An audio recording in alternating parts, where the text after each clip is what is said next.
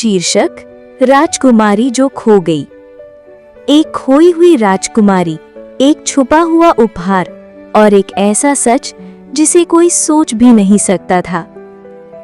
बहुत समय पहले की बात है।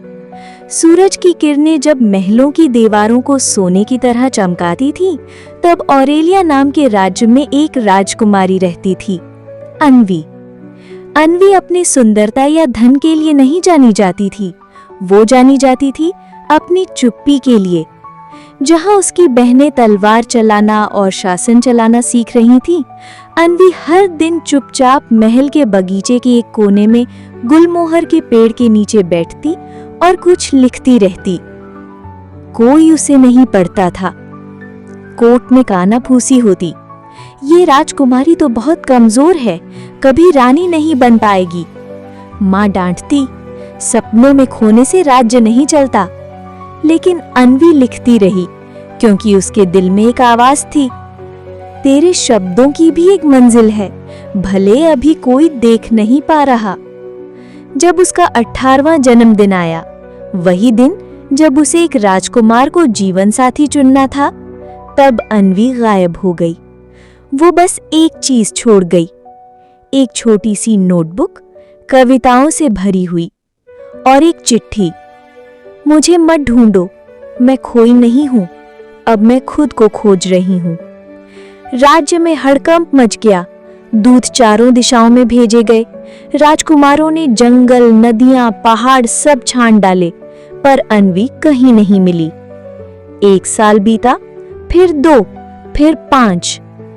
धीरे धीरे लोगों ने उसका नाम लेना भी छोड़ दिया। कुछ बोले वो भाग गई, कुछ ने कहा शायद मर गई, कुछ बोले ऐसी कोई राजकुमारी थी ही नहीं।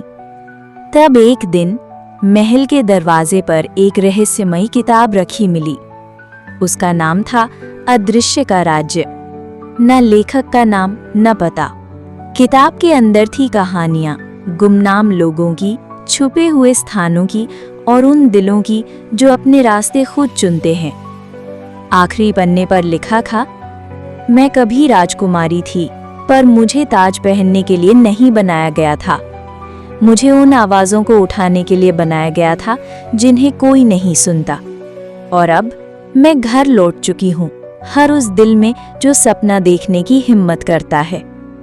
रानी का चेहरा सफेद पड़ गया, राजा की आंखों से आंसू बहने लगे। वो लोग जो उसे बेकार समझते थे, अब उसकी लिखी बातों को पढ़कर रो पड़े। पर कहानी का असली मोड़ यहाँ था। हर बार जब कोई उस किताब को किसी पेड़ के नीचे पढ़ता, वहां एक गुलमोहर का फूल खिल जाता।